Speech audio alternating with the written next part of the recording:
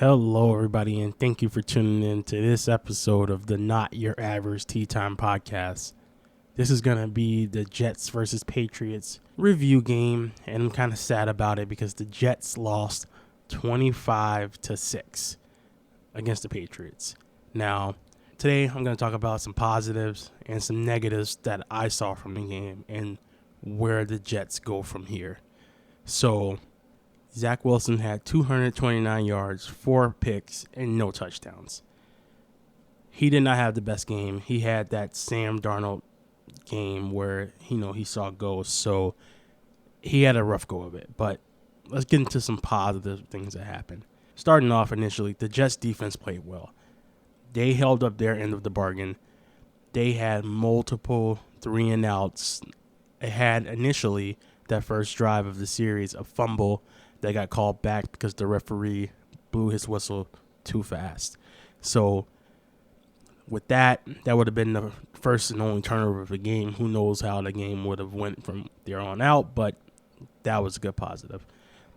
John Franklin Myers continues to explode on the scene. He had a nice sack on Mac Jones, and then very next play, I believe after that, Sheldon Rankins came through, and he had a sack on Mac Jones. So the defense played well. On the other side of that, the offensive line also improved drastically from last week.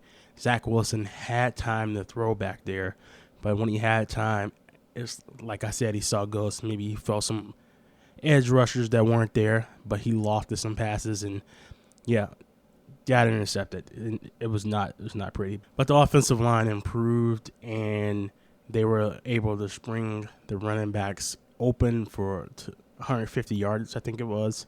So that was always good to see. Speaking of 150 yards, they need to give Michael Carter the ball more. When he had the ball in his hand, he ran like a man possessed. I think as the season progresses, he should get more load. Him and Ty Johnson did really well.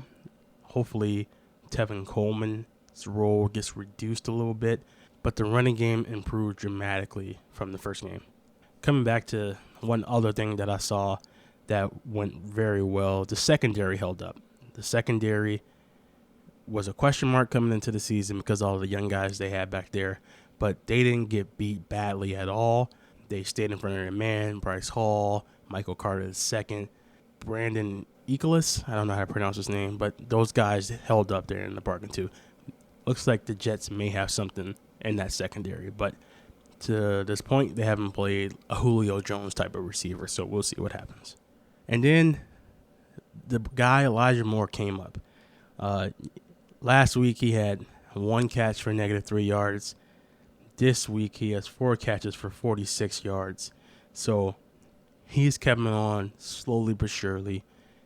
We'll continue to see this improve. I know by week 4, he should be pretty good. Next week, they have the Broncos, so that one might be a tough game. But, yeah, those were some of the positive things I saw. The defense played well. The offensive line improved. The run game got going, and the secondary held up, and Elijah Moore.